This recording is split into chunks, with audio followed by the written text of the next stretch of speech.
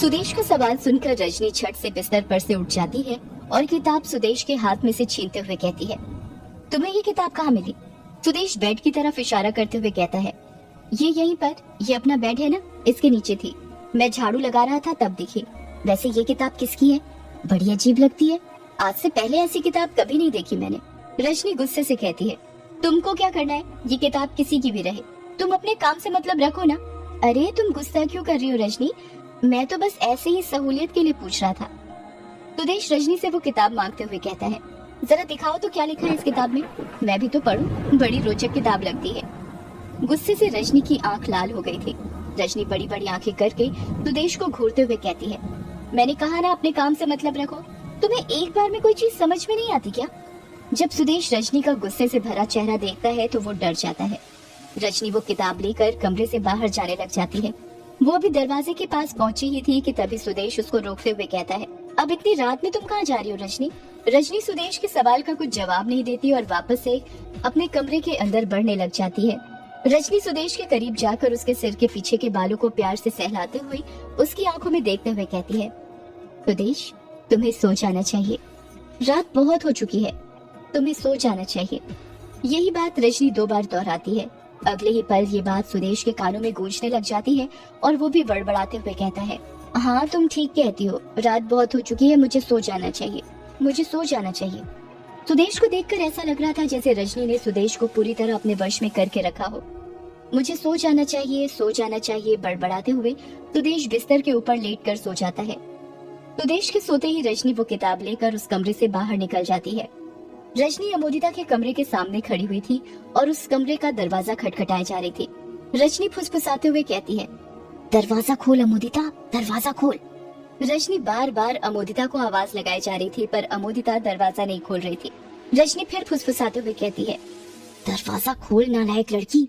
10-15 minute इंतजार करने के बाद भी जब अमोदिता दरवाजा नहीं खोलती है तो वो एक गहरी सांस लेते हुए धीरे से कहती है, काली दुनिया के काले रिवाज, जो जाने जो माने करे राज। जैसी रजनी ये बात कहती है दरवाजा झट से खुल जाता है। ऐसा लग रहा था जैसे रजनी की ये बात अमोदिता के मन तक पहुंच गई थी और वही सुनकर उसने दरवाजा खोल दिया था। दरवाजे की दहलीज पर अमोदिता खड़ी हुई थी। उसके बाल बिखरे हुए थे। उसको देखकर ऐसा लग रहा था जैसे वो बहुत गहरी नींद में सो रही थी। अमोदिता नींद में ही बड़बड़ाते हुए कहती है, क्या है माँ, इतनी रात में क्यों उठाया मुझे? रजनी अमोदिता पर चिढ़ते हुए कहती है, यहाँ पर मेरी नींद उड़ी पड़ी है और तू एक ही घोड़े बेचकर सो रही है, नालायक कहीं की। तुझे तेरी शादी की चिंता है या नहीं? माँ शादी की चिंता है तभी तो सो रही थी। वैसे भी शादी के बाद कहाँ ये पति लोग सोने देते हैं। तुमको पता है कितना अच्छा सपना देख रही थी मैं। युग जी मेरे गले में मंगलसूत्र डालने वाले थे कि तभी तुमने वो काले जादू का मंत्र पढ़कर मुझे जगा दिया। तू बस सपने ही देख, अगर ऐसे ही चलता रहा तो युग कभी तेरा नहीं होगा, समझी? रजनी की बात सुनकर अमोदिता का छोटा सा मुंह हो जाता है।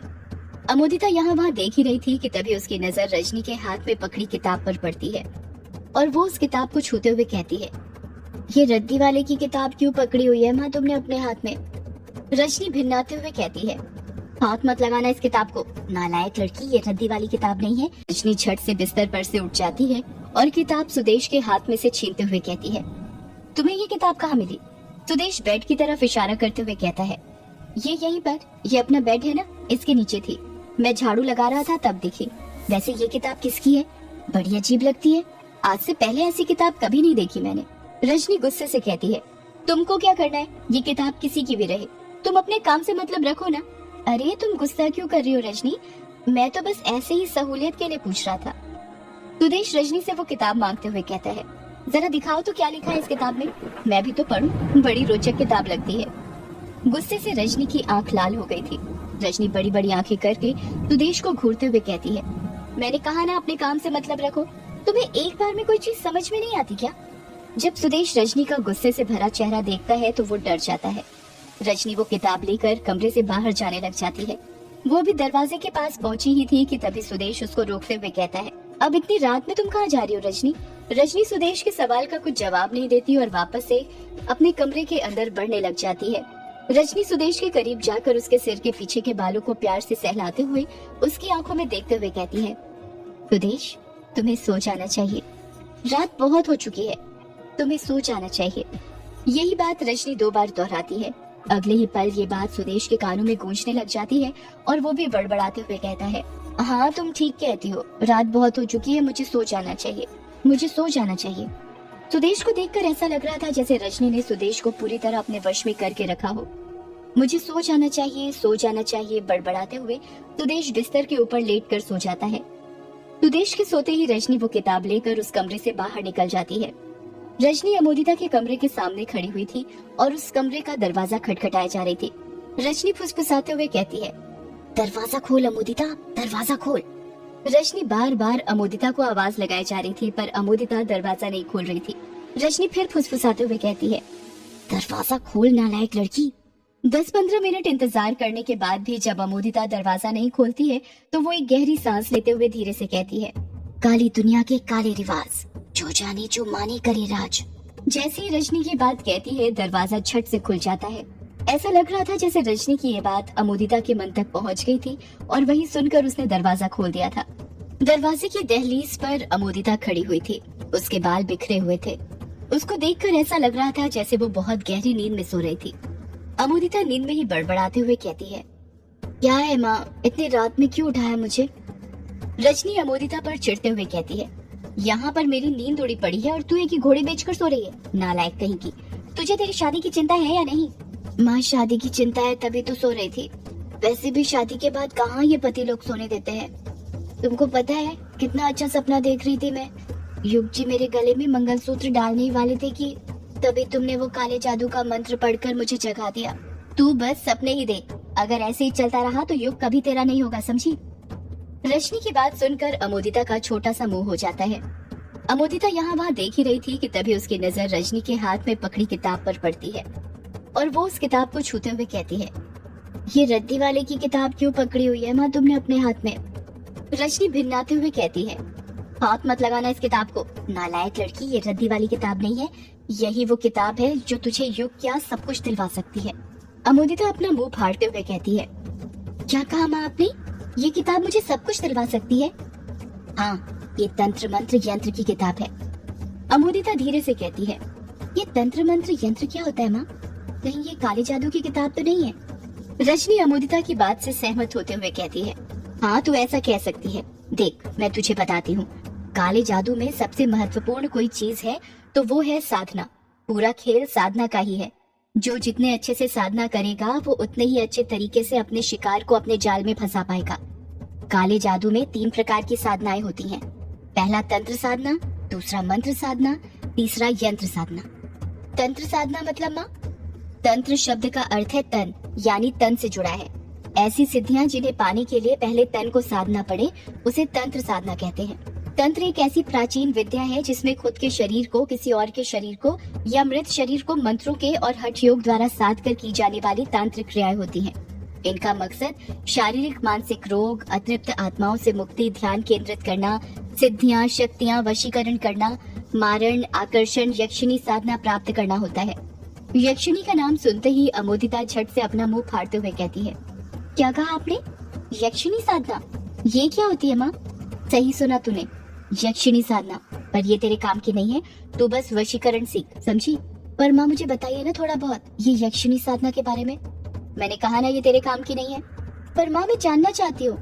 अगर जानना चाहती है तो पहले वो सीख जो मैं सिखा रही हूँ, समझी? जिस तरह गणित में 0 से शुरुआत होती है वैसे ही काली दुनिया में इनकी परिभाषाओं से शुरुआत होती है। एकदम से सब चीजें नहीं बताई जाती हैं। तू ये मान ले कि आज से तेरा काला जादू सीखने का पहला अध्याय शुरू हो गया है। जैसे जैसे तू ये सब सीखते जाएगी वैसे वैसे मैं तुझे काले जादू की और गहराई के बारे में बताती जाऊंगी। अमोदिता हाँ में अपना सिर हिला देती है। रजनी अपनी बात को आगे जारी रखते हुए कहती है, अब मैं तुझे मंत्र साधना के बारे में बताती हूँ। मंत्रों ही गुप्तम विज्ञानम, अर्थात मंत्र एक गुप्त विज्ञान है जिससे गूढ़ रहस्य प्राप्त किए जा सकते हैं। मंत्र का अर्थ है मन को एक तंत्र मिलाना। मन जब मंत्र के अंदर हो जाता है तो वो सिद्ध हो जाता है। मंत्र साधना भौतिक बाधाओं का आध्यात्मिक उपचार है। मंत्रों के जाप करने से एक ऐसी ध्वनि तरंगे कंपन उत्पन्न होती हैं जो आसपास के वातावरण में एक शक्ति का संचालन करती हैं। अमोदिता एकटक नजर से रजनी को देख रही थी और उसकी सारी बातें बड़े चाव से सुन रही थी। रजनी किताब के ऊपर हाथ फेरते हुए कहती है, मंत्र साधना कई प्रकार की होती है। मंत्रों के प्रयोग से किसी देवी, देवता, भूत या पिशाच, दानव आदि को साधा जा सकता है। तुझे पता है, मंत्रों का प्रयोग पूजा पाठ और ग्रह शांति के लिए भी किया जाता है। इतना ही नहीं, यंत्रों और तंत्रों को भी मंत्रों के द्वारा ही संचालित किया जाता है। प्रत्येक यंत्र तंत्र का एक विशेष मंत्र होता है, जिसे वो क्या कहते हैं इंग्लिश में? किसे माँ? अरे वो गुप्त संदेश को क्या बोलते हैं इंग्लिश में? अमोदिता कुछ सोचते हुए कहती है, कोड वर्ड। हाँ सही कहा, कोड वर्ड। ये मंत्र एक प्रकार से कोड वर्ड ही होते हैं। अमोदिता कुछ याद करते हुए कहती है, वो जैसे वो कौन सी फिल्म थी? हाँ याद आई, अली बाबा 40 चोर में जिस तरह वो बोलते हैं, खुल जा सिम सिम और वो गुफा खुल जाती है। हाँ सही उदाहरण दिया तूने। खुल जा सिम सिम एक तरह का मंत्र था और वो गुफा यंत्र जिससे वो संचालित हो रही थी। अब समझी? हाँ समझ गई माँ। अब मैं तुझे बताती हूँ सबसे आखिरी यानी यंत्र साधना के बारे में। यंत्र साधना को सभी सिद्धियां प्राप्त करने का द्वार भी कहा जाता है। यंत्र और मंत्र को हम किसी भी प्रकार से अलग नहीं कह सकते। यदि यंत्र शरीर है तो मंत्र उस शरीर की आत्मा। जैसे आत्मा शरीर में निवास करती है, वैसे ही अदृश्य शक्तियां इन यंत्रों में निवास करती है। रजनी अपनी बात पूरी करती है उससे पहले ही अमोदिता बीच में उसे टोकते हुए कहती है, वो जैसे माँ ताबीज में शक्ति समाहित होती है वैसे ही। हाँ, ताबीज भी एक प्रकार का यंत्र ही है। यंत्र को हम एक प्रकार से कवच भी बोल सकते हैं। यंत्र के अंदर किसी कागज, भोजपत्र या धातु पत्र पर स्याही से या किसी अन्य चीज साधना के आकृति रूप संख्या बनाई जाती है। यंत्र और कवच सभी तरह की मनोकामना पूर्ति के लिए बनाए जाते हैं, जैसे वशीकरण, सम्मोहन, आकर्षण या धन अर्जन, सफलता, शत्रु निवारण, भूत बाधा निवारण, होनी अनहोनी से बचाव आदि के लिए यंत्र या कवच बनाए जाते हैं। अमोदिता रजनी के हाथ की किताब देखते हुए कहती है, माँ ये तो बहुत अच्छी किताब है, तुम्हारे पास कहाँ से आई? यही तो मैं ढूंढ रही थी सुबह से। और मिली किसे? तेरे पापा को। अच्छा, पर माँ आपने जवाब नहीं दिया, ये किताब तुमको किसने दी? रजनी धीरे से कहती है, ये किताब मुझे मेरी माँ ने दी थी, और उन्हें उनकी माँ ने, और उन्हें उनकी माँ ने। मतलब ये जादू टोना करना हमारा पुश्तैनी काम है जो बरसों से चला आ रहा है। हाँ सही कहा, इसी की वजह से तो हमारा अस्तित्व है। पहले बहुत से लोगों को ये करना आता था, पर धीरे धीरे सब भूल गए। ये रहस्य कहीं लुप्त ना हो जाए, इसलिए मेरी दादी की दादी ने ये सब बातें किताब में लिख दी थी, और ये वही किताब है, समझी? हम लोग सौदाइन हैं। ये सौदाइन क्या होता है माँ? वो मर्द जो जादू टोना करते हैं उन्हें सौदाया कहा जाता है, और वो औरत जो जादू टोना करती है उन्हें सौदाइन कहा जाता है, समझी? हाँ समझ गई माँ। मतलब आज से मैं भी सौदाइन? अरे पहले तू सीख तो जा ये जादू टोना करना, सौदाइन बाद में बनना। चल अब ये बातें करना छोड़, बहुत बकबक करने लगी है तू। जिस काम के लिए मैं यहाँ पर आई थी वो करते हैं। रजनी किताब को एक हाथ में पकड़ती है और अपना राइट हैंड आगे बढ़ाते हुए कहती है, ला युग का बाल दे मुझे। अमोदिता कुछ जवाब नहीं देती, मूर्ति बनकर खड़ी रहती है। अरे नालायक लड़की, खड़ी क्या है? मैं कुछ कह रही हूँ तुझसे, युग का बाल दे। मैंने सुबह बोला था ना कि रात में उसके बाल से जादू टोना करेंगे।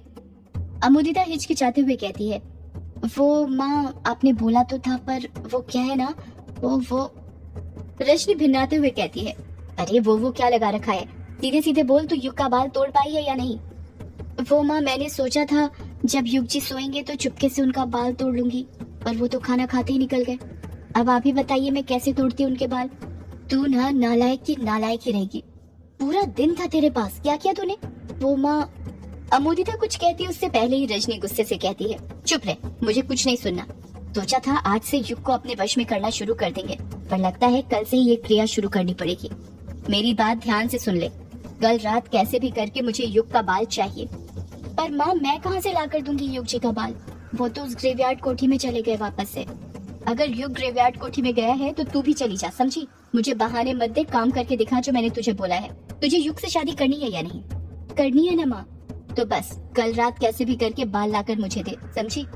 अमोदिता हाँ में अपना सिर हिला देती है। रजनी वहाँ से जाने लग जाती है, तभी अमोदिता उसे रोकते हुए कहती है, अरे माँ अब इतनी रात में यहाँ तक आ ही गई हो, ये जादू टोने की किताब लेकर तो ये मुझे ही दे दो, मैं रात भर पढ़ लूंगी, तो कल जादू टोना करने में आसानी होगी। रजनी गुस्से से उबलते हुए कहती है, नालायक लड़की, तो सही में नालायक की नालायक ही रहेगी। कभी कभी तो मुझे लगता है कि तू मेरी बेटी है भी या नहीं। नहीं, तू मेरी और सुदेश की बेटी हो ही नहीं सकती। हम तेरी तरह इतने काले थोड़ी हैं। जरूर नर्स ने बच्चा बदल दिया होगा और उस रात और तुझे मेरी गोदी में डाल दिया होगा। रजनी की बात सुनकर अमोदिता का मुंह छोटा सा हो जाता है। उसके दिल को एक बहुत गहरी ठेस लगी थी, पर वो कहती कुछ नहीं। वो अपने आंसू अंदर ही अंदर पी लेती है। रजनी अपनी बात को आगे जारी रखते हुए कहती है, ये किताब कोई ऐसी वैसी किताब नहीं है, जादू टोने की किताब है। अगर किताब पढ़ते वक्त भी जरा सा मंत्र यहाँ से वहाँ हुआ तो मुसीबत आन पड़ेगी। जादू टोना करना कोई बच्चों का खेल नहीं है। इसको करने के भी कई नियम होते हैं और पहला नियम ये होता है कि कोई गुरु बनाना पड़ता है, समझी? और तेरी गुरु मैं हूँ। मेरी इजाजत के बिना इस किताब को हाथ लगाने की सोचना भी मत, वरना तू नहीं जानती क्या हो जाएगा। अमोदिता डरते हुए कहती है, नहीं नहीं माँ, मैं नहीं लगाऊंगी इस किताब को हाथ, तुम्हारी इजाजत के बगैर, तुम्हारी कसम। रजनी अमोदिता की आंखों में देखते हुए कहती है, देख अमोदिता, अगर तुझे युग को अपना बनाना है तो सब कुछ जल्दी करना पड़ेगा। कहीं ऐसा ना हो कि कोई हमसे पहले ही युग को अपने वश में कर ले। इतना कहकर रजनी वहाँ से चली जाती है। इस तरफ युग और यामिनी डोंगी के अंदर थे और किश्नोई नदी पार कर रहे थे। उन दोनों ने आधी नदी पार कर ली थी। यामिनी के हाथों में चप्पू थे जिसकी मदद से वो डोंगी को चला रही थी। युग ये देखकर हैरान था कि दिखने में तो यामिनी एक दुबली पतली लड़की थी, पर उसके बाजुओं में इतनी ताकत थी कि वो युग जैसे भारी भरकम आदमी और डोंगी के वजन को अकेले ढो रही थी। युग यामिनी को चप्पू चलाते हुए देख रहा था। उसकी यामिनी से नजर हट ही नहीं रही थी। यामिनी ये बात नोटिस कर लेती है और कहती है, ए बाबू, क्या देख रहे हो, मेरा बदन? युग अपनी नजरें यामिनी के बदन से हटाते हुए कहता है, अरे नहीं नहीं, तुम गलत समझ रही हो, मैं तो बस नदी के पानी को देख रहा था। देखो, हमारी डोंगी उतरते ही कैसे पानी का बहाव कम हो गया। होगा कैसे नहीं, आखिर ये सब मेरा हुक्म जो मानते हैं। युग बिचकते हुए कहता है, हुक्म मानते हैं मतलब ये कि आपको पता नहीं है क्या बाबू, ये प्रकृति इंसान के बारे में सोचती है, बस हम ही इसके बारे में नहीं सोचते। तभी तो पानी का बहाव इसने कम कर दिया ताकि हम नदी पार कर सके। युग कुछ समझ ही नहीं पा रहा था कि यामिनी कैसी बातें कर रही थी। यामिनी युग को देखते हुए कहती है, वैसे बाबू, आप यहाँ के नहीं लगते, परदेसी हैं क्या? हाँ, वो मैं बेंगलोर से आया हूँ और मेरा नाम बाबू नहीं युग है, समझी? आपका नाम कुछ भी हो, पर हम तो आपको बाबू ही कहेंगे, यही नाम हमने आपको दिया है। यामिनी की बात सुनकर युग हंसने लग जाता है। यामिनी को पलटकर कुछ जवाब नहीं देता क्योंकि उसे पता था कि जवाब देना बेकार है। अचानक से युग के मन में एक सवाल आ जाता है और वो यामिनी से पूछता है, वैसे तुम रहती कहाँ पर हो यामिनी? ये किश्नोई नदी है ना, उसकी रोंका-मुचा घाट के किनारे पर ही रहती हूँ मैं अपने बाबा के साथ। वो उनकी तबीयत खराब है ना, इसलिए सारे काम आजकल मुझे ही करने पड़ते हैं। अच्छा, और बाबू आप यहाँ पर कहाँ रहते हैं? मैं ये कालाझाड़ी जंगल के पास जो ग्रेवयार्ड कोठी है ना, वहाँ पर रहता हूँ। यामिनी धीरे से कहती है, ये तो मेरा घर है।